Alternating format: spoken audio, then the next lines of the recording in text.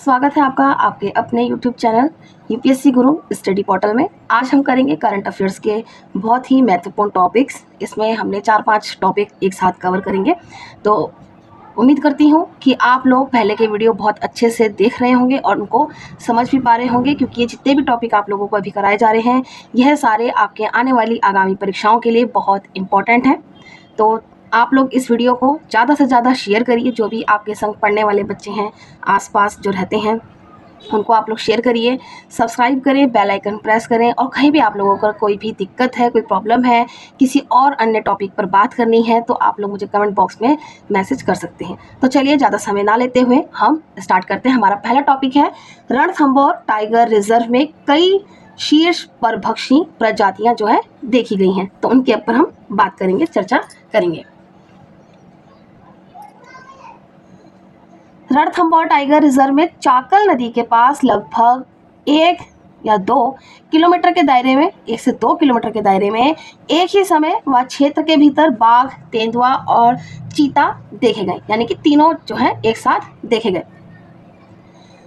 जो शीर्ष परभक्षी प्रजातियों के बीच अत्यंत दुर्लभ तथा पारिस्थितिक दृष्टि से महत्वपूर्ण अति व्यापन को जो है दर्शाता है। ऐसी सह उपस्थिति सामान्यतः नहीं देखी जाती, क्योंकि नीश पार्टीशनिंग के तहत प्रजातियां आवास, उपयोग, शिकार के चयन और कालिक गतिविधि पैटर्न में भिन्नता उत्पन्न कर अंतर प्रजातीय प्रतिस्पर्धा को जो है कम करती है। इस प्रकार का एकत्रीकरण एक स्थायी सह आवास के बजाय एक अस्थायी पारिस्थितिक संयोग के रूप में अधिक उपयुक्त रूप से समझा जाता है, जो संभवतः शिकार की आवाजाही, प्रसार, गतिशीलता और परिदृश्य संपर्कता जैसे कारकों से प्रेरित होता है। अब जानते हैं 3 परभक्षी प्रजातियों की व्यवहारिक परिस्थिति यानी कि पारिस्थितिकी क्या है, उसको समझेंगे। पहला है हमारा चीता। यह मुख्यतः दिन में सक्रिय रहने वाला शिकारी है, यानी कि ये दिन में जो है सक्रिय रहता है, जो खुले पर्यावासों के लिए अनुकूलित होता है और घात लगाकर हमला करने या ताकत के बजाय तेज गति से पीछा कर शिकार करता है। नेक्स्ट है हमारा यहाँ पर बाघ। यह एकाकी और क्षेत्रीय रूप से प्रभुत्वशाली शेर शिकारी है, जो बड़े परिदृश्यों पर पारिस्थितिकी नियंत्रण रखता है तथा अक्सर निम्न श्रेणी के मांसाहारी प्रजातियों की उपस्थिति को सीमित करता है। थर्ड है हमारा तेंदुआ। यह पारिस्थितिक रूप से अनुकूलनीय मध्यम स्तरीय शिकारी है, जो अपने व्यवहार को स्थानिक और कालिक रूप से समायोजित करता है, अक्सर अधिक रात्रिचर बनकर और उबड़ खाबड़ क्षेत्रों में जाकर, ताकि बाघों के साथ प्रत्यक्ष प्रतिस्पर्धा से बच सके। अब जानते हैं रणथंभौर टाइगर रिजर्व के बारे में। तो इसका हम पहले परिचय देखते हैं, इंट्रोडक्शन देखते हैं।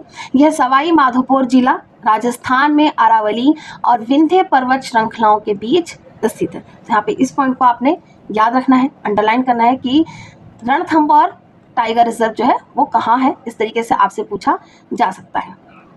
रणथंभौर टाइगर रिजर्व में रणथंभौर राष्ट्रीय उद्यान, सवाई माधोपुर अभयारण्य, केला देवी अभयारण्य और राष्ट्रीय चंबल घड़ियाल अभयारण्य का एक भाग शामिल है। इसका नाम ऐतिहासिक रणथंभौर किले के नाम पर रखा गया है, जो रिजर्व के भीतर एक यूनेस्को विश्व धरोहर स्थल है। अब जानते हैं नदियां। रणथंभौर टाइगर रिजर्व उत्तर में बनास नदी और दक्षिण में चंबल नदी से घिरा है। झीलें। रणथंभौर टाइगर रिजर्व में कई झीलें हैं, जिनके नाम पदम तालाब, राजबाग तालाब और मलिक तालाब हैं। अब जानते हैं यहाँ की वनस्पति के बारे में। मुख्यतः शुष्क पर्णपाती वन और उष्णकटिबंधीय कंटीले प्रकार के वन जो है यहाँ पर पाए जाते हैं। अब जानते हैं वन्य जीव। यहाँ रॉयल टाइगर यानी कि रॉयल बंगाल टाइगर, तेंदुआ, केराकल, सांभर, चीतल, चिंकारा, जंगली सुअर और पक्षियों की कई प्रजातियां जैसे कि सारस, सरपेंट ईगल और पेंटेड सरफाउल पाए जाते हैं। यहाँ पे आप इसको नोट करेंगे। वर्ष 2003 की बाघ की जनगणना के अनुसार रणथंभौर टाइगर रिजर्व में 71 बाघ और शावक हैं, जो इसे कॉर्बेट और काजीरंगा के बाद तीसरा सबसे सघन आबादी वाला बाघ अभयारण्य बनाता है। अब जानते हैं वनस्पति। यहाँ ढोक वृक्ष की प्रधानता है, अन्य में बबूल, गुर्जन, गोंद और खैर शामिल है। तो यहाँ पे आपका ये टॉपिक फिनिश होता है। और सेकंड टॉपिक है हमारा यहाँ पर करंट अफेयर का, नीलगिरी तहर का तीसरा सिंक्रोनाइज्ड सर्वेक्षण। हाल ही में तमिलनाडु वन विभाग ने केरल के समन्वय में पश्चिमी घाट में तीसरा सिंक्रोनाइज्ड नीलगिरी तहर सर्वेक्षण जो है प्रारंभ किया। यह सर्वेक्षण राज्यों की सीमाओं के पार एक साथ गणना सुनिश्चित करता है, जिससे दोहराव से बचा जा सके और सटीकता में सुधार हो। इसके अंतर्गत अशुम्बु मोट्टई यानी कि कन्याकुमारी से लेकर तवलमलाई यानी कि गुडालूर तक 14 वन प्रभागों में विस्तृत 3100 यानी कि 3100 किलोमीटर से अधिक क्षेत्र को कवर किया गया है। सहायक वेब आधारित प्रणाली के साथ वरुदाई मोबाइल ऐप का उपयोग वास्तविक समय में डेटा संग्रह, जीपीएस ट्रैकिंग और मानकीकृत रिपोर्टिंग को संभव बनाता है। वहीं अंतर्राष्ट्रीय प्रकृति संरक्षण संघ यानी कि IUCN, भारतीय वनस्पति सर्वेक्षण और भारतीय वन्यजीव ट्रस्ट जैसे स्वतंत्र संस्थानों की भागीदारी वैज्ञानिक सटीकता और विश्वसनीयता सुनिश्चित करती है। अब जानते हैं नीलगिरी तहर के बारे में। तो इसका हम पहले इंट्रोडक्शन देखते हैं। वरयाडू या नीलगिरी, इसको वरयाडू भी कहा जाता है, ठीक है, या नीलगिरी आइबेक्स के नाम से भी इसको है जाना जाता है।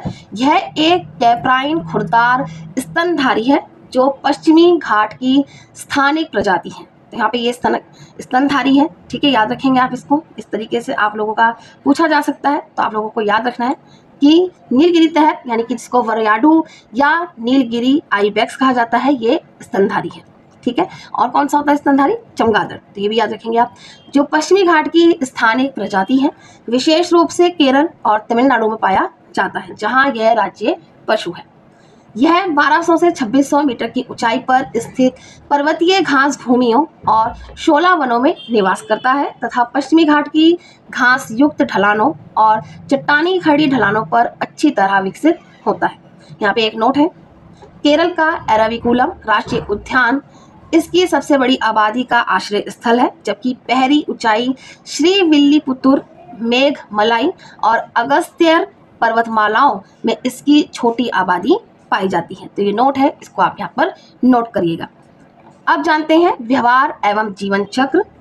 यह एक कीवाचर प्रजाति है, दिन में सक्रिय रहती है और इसका जीवन काल वन्य परिस्थितियों में लगभग 9 वर्ष तक का ही होता है, ठीक है। अब जानते हैं इसकी संरक्षण स्थिति के बारे में। IUCN स्थिति जो के अनुसार जो है ये लुप्तप्राय है। WPA 1972 में अनुसूची प्रथम। जोखिम क्या है इसमें? पर्यावास हानि यानी कि वनोन्मूलन, जल विद्युत परियोजनाएं, एकल फसल प्रणाली, पशुधन के साथ प्रतिस्पर्धा, शिकार यानी कि पॉचिंग तथा स्थानीय विलुप्ति। उदाहरण है यहाँ पर कर्नाटक के उच्च भूमि क्षेत्र। एक नोट और है यहाँ पर, इसको नोट करिएगा। प्रोजेक्ट नीलगिरी तहर अक्टूबर 2023 में शुरू किया गया, जिसका उद्देश्य पर्यावास प्रबंधन, संख्या निगरानी तथा वैज्ञानिक संरक्षण पर केंद्रित है। अब जानते हैं पारिस्थितिकी महत्व के बारे में। यह तेंदुए और कभी कभी बाघ जैसे बड़े मांसाहारी जीवों के लिए शिकार आधार का हिस्सा बनता है। नीलगिरी लंगूर तथा लॉयन टेल्ड मेकॉक जैसी स्थानिक प्रजातियों के साथ सह अस्तित्व में रहता है तथा पर्वतीय घास भूमि के स्वास्थ्य का संकेतक भी है। तो यहाँ पे आपका ये हमारा सेकंड टॉपिक भी फिनिश होता है। तो थर्ड टॉपिक यहाँ पर हमारा जो है इंपॉर्टेंट है, ये है नीलगिरी में नए प्रागैतिहासिक शैल कला स्थल की खोज। इसके बारे में जानेंगे यहाँ पर। इससे पहले आप लोग आगे बढ़े तो प्लीज़ आप लोग चैनल को सब्सक्राइब करें, बेल आइकन प्रेस करें और वीडियो को जो है लाइक करें।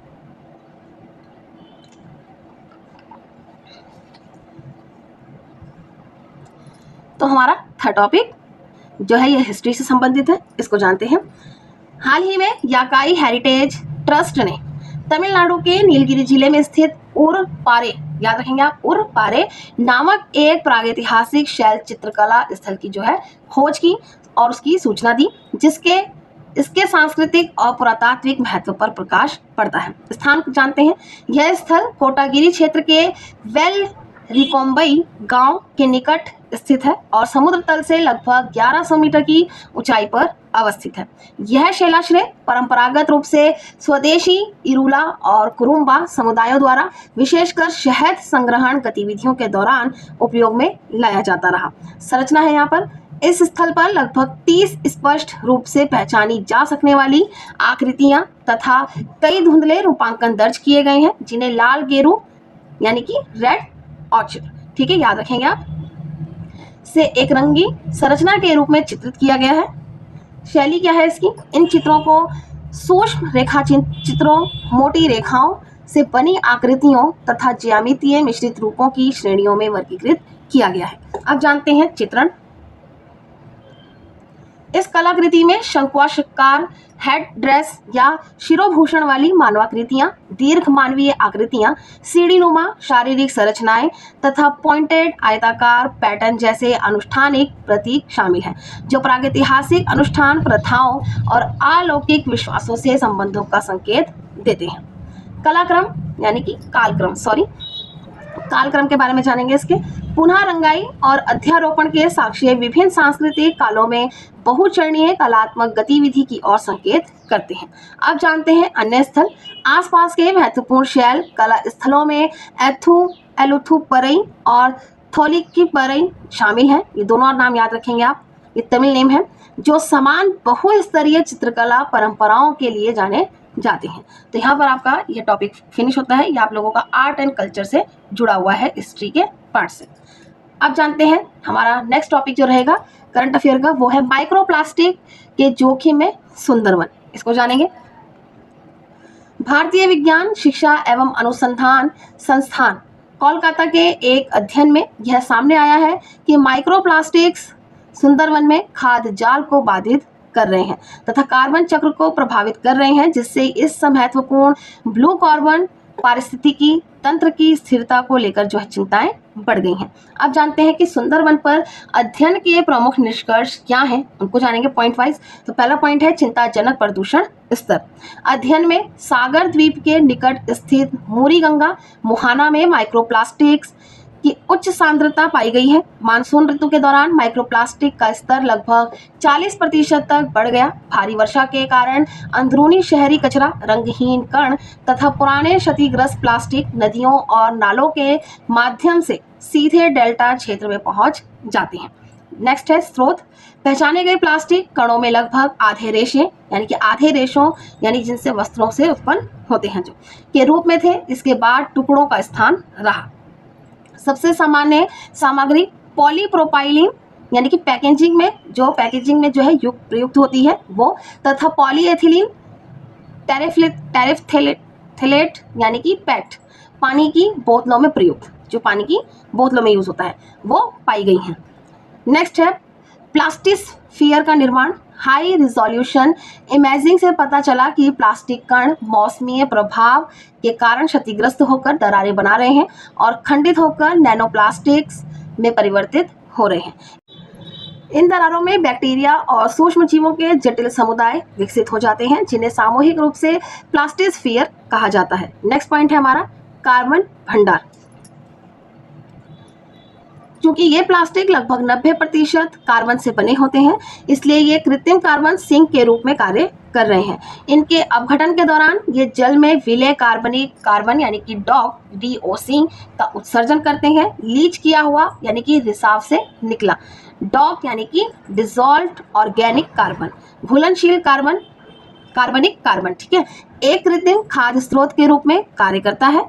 यह समुद्री बैक्टीरिया को प्राकृतिक स्तर से कहीं अधिक तेजी से बढ़ने और अपनी संख्या बढ़ाने में सक्षम बनाता है, जिससे सूक्ष्म जीवों की गतिशीलता जो है बदल जाती है और कार्बन चक्र की गति तेज हो जाती है।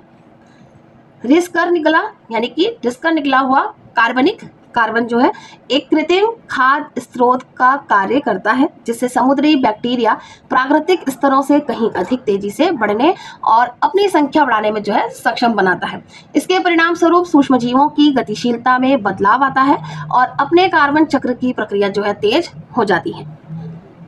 माइक्रोप्लास्टिक्स पर मौजूद सूक्ष्मजीव जैव जनित कार्बन का उत्पादन करके इसमें और योगदान देते हैं, जिससे प्राकृतिक कार्बन चक्र में व्यवधान और अधिक बढ़ जाता है।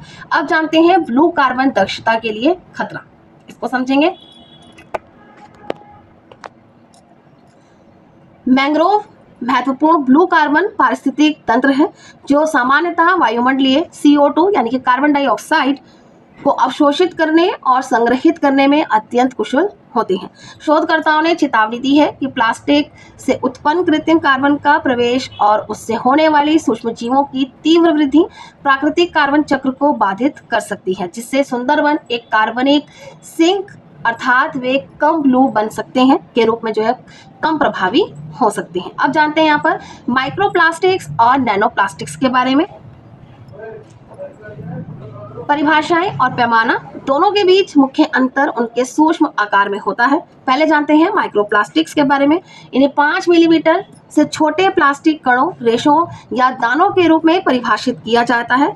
इनका आकार तिल के बीज के बराबर या उससे भी छोटा होता है। अब जानते हैं नैनोप्लास्टिक्स के बारे में। यह माइक्रोप्लास्टिक्स के अत्यंत सूक्ष्म टूटे हुए कण होते हैं, जिन्हें सामान्यतः 1 माइक्रोमीटर से छोटे आकार के रूप में परिभाषित किया जाता है। इसका वर्गीकरण क्या है? इनके उद्गम के आधार पर इन सूक्ष्म प्लास्टिक कणों को 2 श्रेणियों में वर्गीकृत किया जाता है। तो पहला है प्राथमिक माइक्रोप्लास्टिक्स। ये वे सूक्ष्म प्लास्टिक कण हैं जिन्हें जानबूझकर व्यावसायिक उपयोग के लिए छोटे आकार में निर्मित किया जाता है। इसके उदाहरणों में चेहरे के स्क्रब और टूथपेस्ट में इस्तेमाल होने वाले माइक्रो बीड्स यानी कि सूक्ष्म प्लास्टिक कण तथा सिंथेटिक कपड़ों जैसे कि पॉलिएस्टर या नायलॉन से धुलाई के दौरान निकलने वाले माइक्रोफाइबर शामिल है। सेकंड है द्वितीयक माइक्रोप्लास्टिक। ये बड़े प्लास्टिक उत्पादों जैसे कि पानी की बोतलों, मछली पकड़ने के जाल और प्लास्टिक बैग के पर्यावरणीय प्रभावों जैसे कि धूप, हवा, पानी तथा रासायनिक अपक्षय के कारण टूटकर छोटे कणों में बदलने से बनते हैं।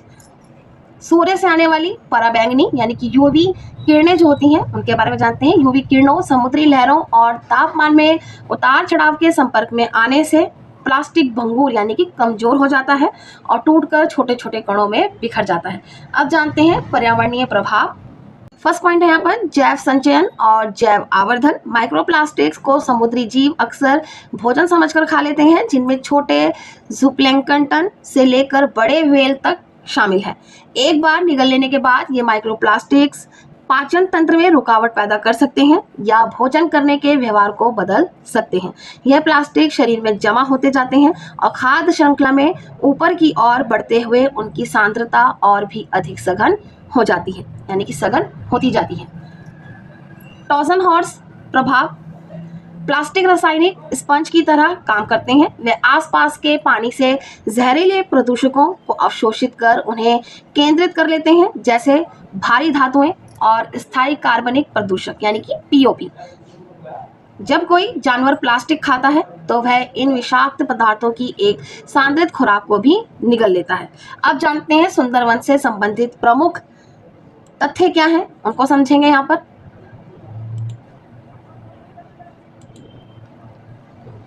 पहला पॉइंट है भौगोलिक स्थिति। सुंदरवन दुनिया का सबसे बड़ा सतत मैंग्रोव वन है जो गंगा, ब्रह्मपुत्र और मेघना नदियों के डेल्टा पर बंगाल की खाड़ी में गिरने वाला है।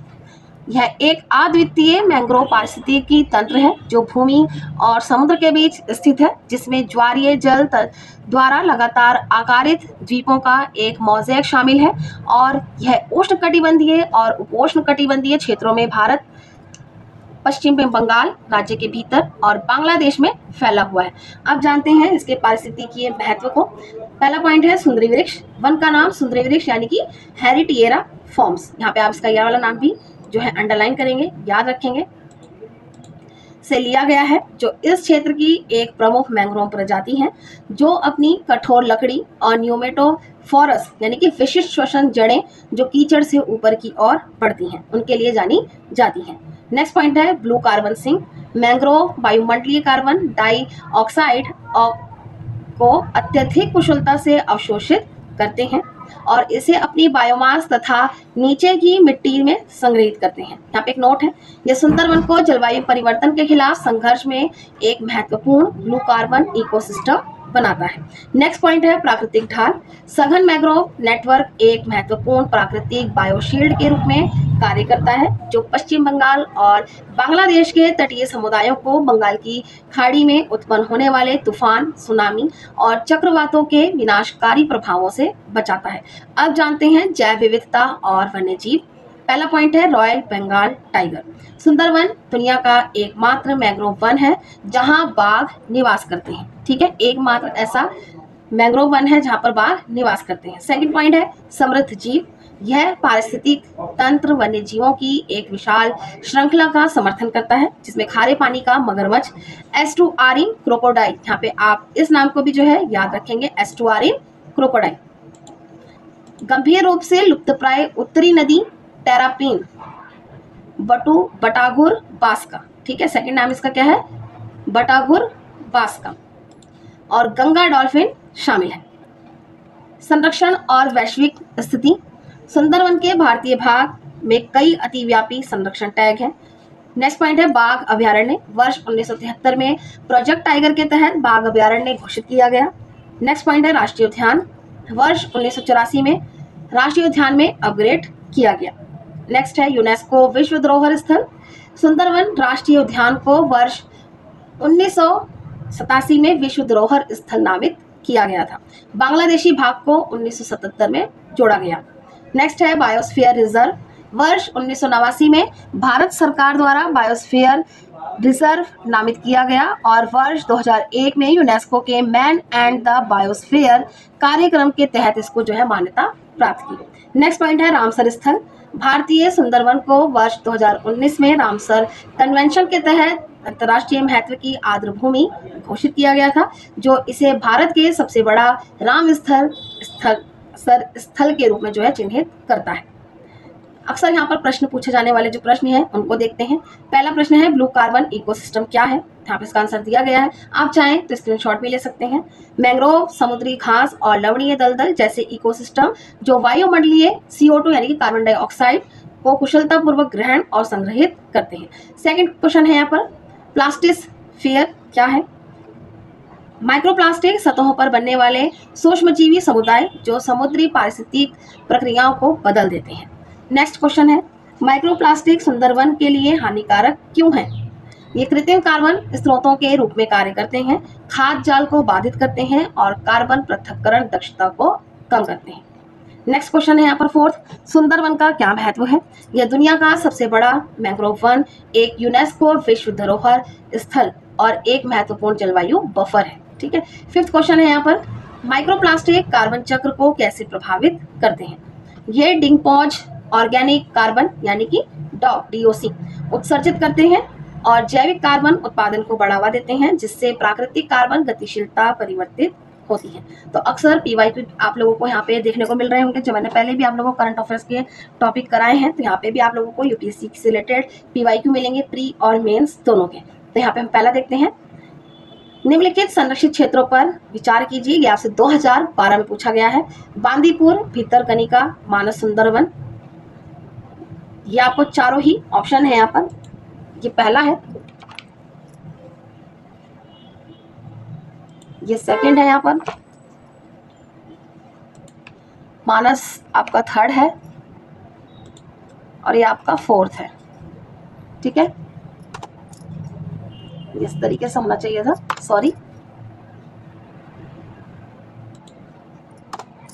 तो उपयुक्त में से टाइगर रिजर्व घोषित किया गया है किसको। ठीक है, यहाँ पे आपके ऑप्शन दिए गए हैं, तो इसका आंसर है आपका ऑप्शन बी, यानी कि केवल 1, 3 और 4, यानी कि जो दूसरा है भितरकनिका ये नहीं है। मेंस के लिए प्रश्न है यहाँ पर PYQ आपसे 2019 में पूछा गया है। मैंग्रोव के रिक्तीकरण के कारणों पर चर्चा कीजिए और तटीय पारिस्थितिकी का अनुसंरक्षण करने में इनके महत्व को स्पष्ट कीजिए। नेक्स्ट टॉपिक है हमारा भारत द्वारा भूमिगत कोयला गैसीकरण की शुरुआत। हाल ही में कोयला मंत्रालय ने 4 कोयला खदानों के लिए सफल बोलीदाताओं के साथ कोयला खदान यानी कि ब्लॉक उत्पादन एवं विकास समझौतों पर हस्ताक्षर किए हैं, जो भारत के वाणिज्यिक कोयला खनन ढांचे में भूमिगत कोयला गैसीकरण संबंधी प्रावधानों के पहले समावेश का प्रतीक है। तो जानते हैं भूमिगत कोयला गैसीकरण के बारे में। UCG यानी कि भूमिगत कोयला गैसीकरण एक स्वस्थानीय प्रौद्योगिकी है जो भौतिक खनन के बगैर कोयले को सीम के भीतर ही जमीन के अंदर संश्लेषित गैस यानी कि सिन गैस में परिवर्तित कर देती है, जिससे अनुपयोगी कोयले का उपयोग संभव हो पाता है। यह प्रक्रिया सिनगैस का उत्पादन करती है, जो मुख्य रूप से हाइड्रोजन, कार्बन मोनोऑक्साइड और मीथेन से बना होता है और इसका उपयोग विभिन्न औद्योगिक उद्देश्यों के लिए किया जाता है। नेक्स्ट है अनुप्रयोग। सिनगैस का उपयोग उर्वरक उत्पादन यानी कि यूरिया, अमोनिया, पेट्रोकेमिकल्स यानी कि मेथनॉल, डाइमिथाइल ईथर, ठीक है, और सिंथेटिक ईंधन के लिए किया जाता है, जिससे औद्योगिक मूल्य श्रृंखला सुदृढ़ होती है। यह आयातित प्राकृतिक गैस और नेफ्था पर निर्भरता को कम करता है, साथ ही घरेलू विनिर्माण एवं रासायनिक उद्योगों को बढ़ावा देता है। अब जानते हैं इसके महत्व के बारे में। यह प्रयोग करने योग्य कोयला भंडार का विस्तार करके ऊर्जा सुरक्षा को बढ़ाता है और पारंपरिक खनन की तुलना में स्वच्छ, अधिक कुशल तरीके से कोयला उपयोग को बढ़ावा देता है। यहाँ पे हमारा ये टॉपिक फिनिश होता है। नेक्स्ट टॉपिक है हमारा पंचायत उन्नति सूचकांक 2.0 यानी कि 2.0 यानी कि PAI, पंचायत उन्नति सूचकांक। इसको जानते हैं। पंचायती राज मंत्रालय ने वित्तीय वर्ष 2023-24 के लिए पंचायत उन्नति सूचकांक 2.0 जारी किया। पंचायती राज जानते हैं यहाँ पर पंचायती उन्नति सूचकांक के बारे में। पंचायती राज मंत्रालय द्वारा शुरू किया गया पंचायत उन्नति सूचकांक ग्राम पंचायतों और पारंपरिक स्थानीय निकायों जैसे ग्रामीण स्थानीय निकायों की प्रगति को मापने के लिए उद्देश्यपूर्ण, सत्यापन योग्य संकेतकों का उपयोग करने वाला विश्व का पहला राष्ट्रव्यापी ढांचा है। 17 वैश्विक सतत विकास लक्ष्यों को 9 स्थानीय विषयों में रूपांतरित कर PAI यानी कि पंचायत उन्नति सूचकांक 2030 के लक्ष्यों की और जमीनी प्रगति को ट्रैक करने व तेज करने के लिए वस्तुनिष्ठ आंकड़ा आधारित उपकरण प्रदान करता है। पंचायत उन्नति सूचकांक 2.0 2.5 लाख से अधिक पंचायतों के लिए एक रिपोर्ट कार्ड के रूप में कार्य करता है, जो उन्हें स्वास्थ्य, जल, बुनियादी ढांचे और स्थिरता जैसे क्षेत्रों में 150 से अधिक मापदंडों पर आकलन करता है। पंचायती उन्नति सूचकांक 2.0 यानी कि वित्तीय वर्ष 2023-24 का जारी होना विकसित ग्राम पंचायतों के दृष्टिकोण को प्राप्त करने के लिए डेटा संचालित, पारदर्शी और सहभागी शासन के लिए सरकारी प्रयास को दर्शाता है।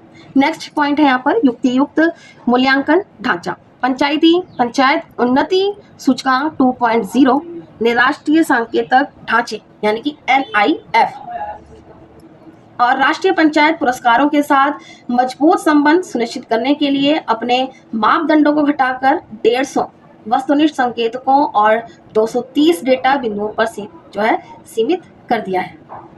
नेक्स्ट पॉइंट है स्तरीय प्रदर्शन की ग्रेडिंग। पंचायतों को 0 से 100 पैमाने पर समग्र स्कोर के आधार पर 5 श्रेणियों में वर्गीकृत किया गया है। Achiever, front runner, performer, aspirant और बिगिनर, ठीक है। नेक्स्ट पॉइंट है अभूतपूर्व भागीदारी। इस अभ्यास में 33 राज्यों और केंद्र शासित प्रदेशों में 2,49,867 ग्राम पंचायतों को शामिल करते हुए 97 यानी कि 97.30% की अभूतपूर्व राष्ट्रीय भागीदारी दर हासिल की गई। नेक्स्ट है विषयगत उत्कृष्टता। कुल मिलाकर 3,635 GP उभर कर अग्रणी यानी कि ग्रेड A के रूप में सामने आए। क्षेत्रीय रूप से थीम 1 गरीब मुक्त और बेहतर आजीविका और थीम 2 स्वस्थ पंचायत ने सबसे मजबूत परिणाम दिए। क्रम आपके सामने है, देख सकते हैं। ये अब ऊपर नीचे होता रहता है, आंकड़े इतने मायने नहीं रखते हैं, लेकिन हाँ अगर मेंस में अगर आप आंकड़े लिख रहे हैं तो वहां पर आप लोगों को सही जानकारी होनी चाहिए। नेक्स्ट है टॉप रैंकर। त्रिपुरा को लगभग 80% ग्राम पंचायतों के साथ फ्रंट रनर राज्य का दर्जा प्राप्त है। इसके बाद केरल और ओडिशा का स्थान आता है। कोई भी पंचायत अचीवर श्रेणी में स्थान नहीं बना सकी। नेक्स्ट पॉइंट है तकनीकी एवं शासन नवाचार। अद्यतन ढांचा डेटा सटीकता और जमीनी जवाबदेही की गारंटी के लिए अनिवार्य ग्राम सभा सत्यापन को अनिवार्य बनाता है। साथ ही केंद्रीय मंत्रालय के पोर्टलों से सीधे डेटा के ऑटो पॉटिंग को भी बनाता है, ठीक है। यहाँ पे आपको अच्छे से याद रखना है। नेक्स्ट पॉइंट है रणनीतिक नीति की उपयोगिता। यह सूचकांक सीधे ग्राम पंचायत विकास योजनाओं यानी कि GPDP की तैयारी को सूचित करता है। चुनिंदा राज्यों में संसाधन आवंटन निर्धारित करता है और सहकर्मी प्रतिकृति के लिए पंचायत शिक्षण केंद्रों के रूप में सेवा करने के लिए उच्च प्रदर्शन वाली इकाइयों की पहचान करता है। नेक्स्ट पॉइंट, जो हमारा नेक्स्ट टॉपिक है वो है समुद्री जीवों में आई स्पॉट्स। ये भी आप लोगों का बहुत इंपॉर्टेंट टॉपिक है। ये आप लोगों का इन्वायरमेंट साइंस से भी जुड़ा हुआ है, तो दोनों से देखेंगे हम। जर्नल नेचर में प्रकाशित एक हालिया अध्ययन स्कैट्स और रेज जैसे समुद्री जीवों में आई स्पॉट्स की उपस्थिति के पीछे के विकासवादी कारणों की व्याख्या करता है, जिसका उपयोग शिकारियों के खिलाफ बचाव के रूप में किया जाता है। आई स्पॉट्स क्या है, इसको समझेंगे। आई स्पॉट्स सुस्पष्ट आंख जैसे वृत्ताकार चित्र होते हैं जो कुछ जीवों में पाए जाते हैं, जो शिकारियों को भ्रमित करने में, डराने में एक दृश्यात्मक रक्षा तंत्र के रूप में कार्य करते हैं। आई स्पॉट्स मुख्य रूप से उन प्रजातियों में पाए जाते हैं जिनमें मजबूत भौतिक रक्षात्मकता जैसे कि विष या विद्युत अंग का अभाव होता है, और ये उथले सुस्पष्ट रोशनी वाले जल यानी कि 200 मीटर से कम गहराई में रहने वाली छोटी समुद्री प्रजातियों में अधिक सामान्य है। नोट है यहाँ पर एक, ये आमतौर पर तितलियों, पक्षियों और कुछ समुद्री प्रजातियों में देखे जाते हैं। इसका विकास उसको जानते हैं। विकासात्मक रूप से ये सरल निशानों से धीरे धीरे जटिल संकेंद्रित अंगूठीनुमा पैटर्न में विकसित होते हैं, जो समय के साथ अनुकूल प्रगति का संकेत देता है। महत्व क्या है इसका? आई स्पॉट्स शिकारी और शिकार के बीच विकासवाद विविध रक्षा तंत्रों की दौड़ का एक हिस्सा है, और यांत्रिक, रासायनिक, व्यवहारिक और दृश्य अनुकूलन के साथ साथ कई रक्षा रणनीतियों में से एक का प्रतिनिधित्व करते हैं। इनकी प्रभावशीलता पारिस्थितिक स्थितियों पर निर्भर करती है, विशेष रूप से अधिक रोशनी वाले उथले वातावरण में जहां दृश्यता अधिक स्पष्ट हो, वहां यह संकेत अधिक प्रभावशाली होते हैं। अब जानते हैं स्कैट्स और रेंज। स्कैट्स और रेंज सुपर ऑर्डर बाटोइडिया से संबंधित है, याद रखेंगे आप यहाँ पर। सुपर ऑर्डर बाटोइडिया से संबंधित है, जो कार्टिलाजिनस मछलियों का एक समूह है जिसमें 600 से अधिक वर्णित प्रजातियां शामिल हैं। ये शार्क से निकटता से संबंधित है और अक्सर उनके साथ साथ समुद्री स्तनधारियों के साथ तटीय और महाद्वीपीय शेल्फ पर्यावासों को साझा करती हैं। ये पारिस्थितिकीय आवश्यकताओं के आधार पर कैमफ्लाज, विषैले सांप, विद्युत अंग और आई स्पॉट्स जैसे दृश्य संकेतों सहित विविध रक्षा तंत्र प्रदर्शित करती है। ये आमतौर पर जल के नीचे रहने वाले जीव हैं जो अक्सर समुद्र तल पर पाए जाते हैं, जहां वे शिकारियों से बचने के लिए कैमफ्लाज और तलछट आवरण का उपयोग करती हैं। विभिन्न प्रजातियों का शरीर चपटा होता है और इनके पंख के आकार के पेक्टोरल पंख जैसा होता है, जो उन्हें जल के माध्यम से कुशलतापूर्वक फिसलने में सक्षम बनाते हैं और उन्हें उनके पारिस्थितिक नीके के लिए अच्छी तरह से अनुकूलित रखते हैं। तो यहाँ पे आप लोगों का कि पूरा आज का करंट अफेयर्स जो है वो फिनिश होता है।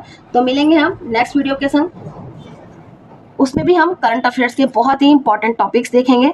तो आशा करती हूँ आप लोगों को आज के करंट अफेयर्स बहुत अच्छे से समझ में आए होंगे, और प्लीज़ आप लोग ज़्यादा से ज़्यादा वीडियो को शेयर करिए, सब्सक्राइब करिए और बेल आइकन प्रेस करिए। तो मिलते हैं नए टॉपिक नए वीडियो के संग, तब तक के लिए आप सबको मेरी शुभकामनाएं।